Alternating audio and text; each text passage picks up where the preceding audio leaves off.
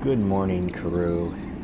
It is the 9th of October, and I'm just kind of cranking out a video here because if I don't do it, I'm not going to get it done. I'm kind of scattered and tired. Yesterday, we spent all day with the tour of Sarah's Readers.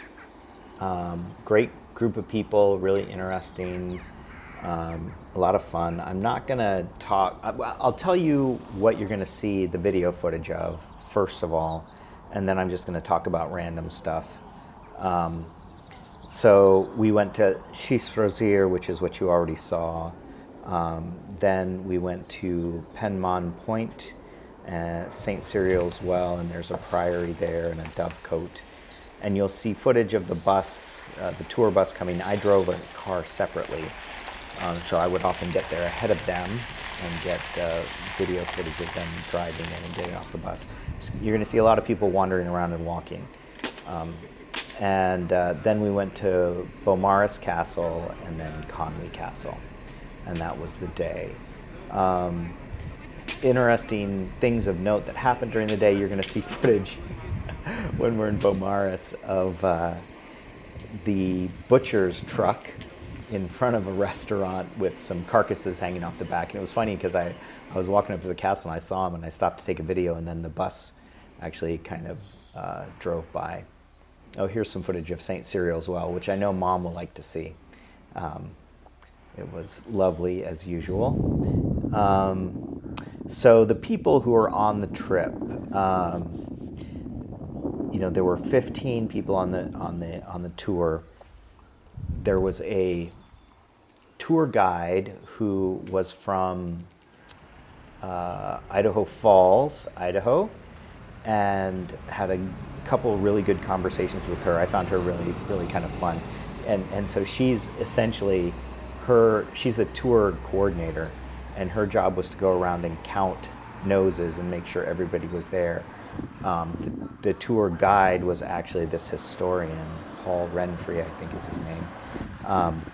And that was interesting. And the people on the tour came from all over the US, Canada. I'm not sure there was anyone from the UK on this particular tour, but then there was a woman named Shar from Brisbane, Australia, who came. And it turns out she has never read any of Sarah's books. She watched the YouTube videos and found out about the tour. I don't know if she got on Sarah's mailing list because of the YouTube videos, and she came because of the YouTube videos. She wanted to see all the places in the YouTube videos, and she is the chair of like the Welsh Society in her town, and so she came over and she wanted to talk all about the videos and how she loved the videos, and that she felt they were incredibly evocative of the places themselves and really made her want to come visit. So that's kind of crazy, but kind of cool. So in addition to Shar, there were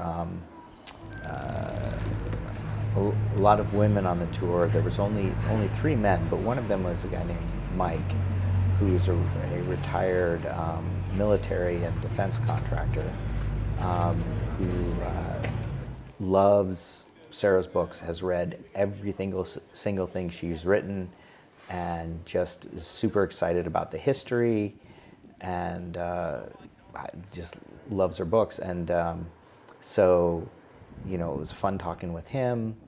There's Kathleen, Jan, and Helen, and Sheila, all of whom were on the previous tour. And, it's kind of fun talking with them as well. And you feel like you have more of a relationship with them. There's a woman named Melissa who's from Salem, who, you've seen pictures probably of the Afghan that has the Welsh flag on it that sits in our sitting room next to the kitchen there. And she knitted that and sent it to us. So it was really fun to meet her finally for the first time.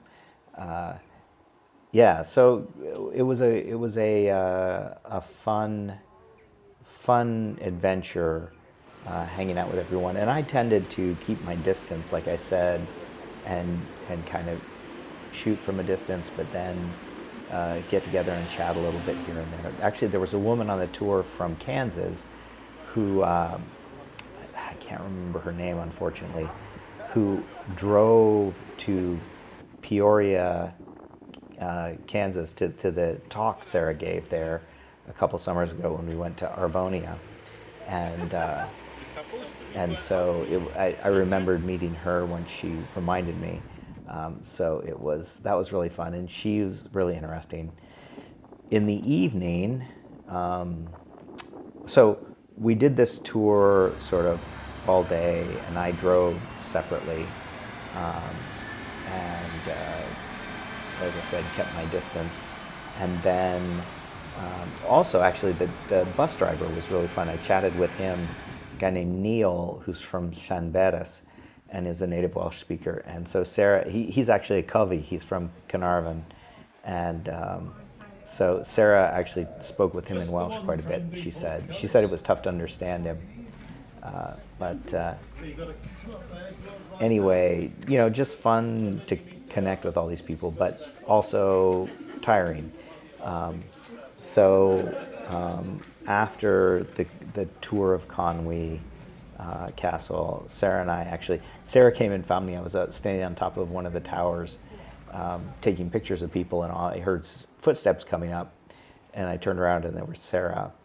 Oh, by the way, you'll see this guy. He's doing terrestrial LiDAR, creating a 3D model of the castle, which was kind of funny.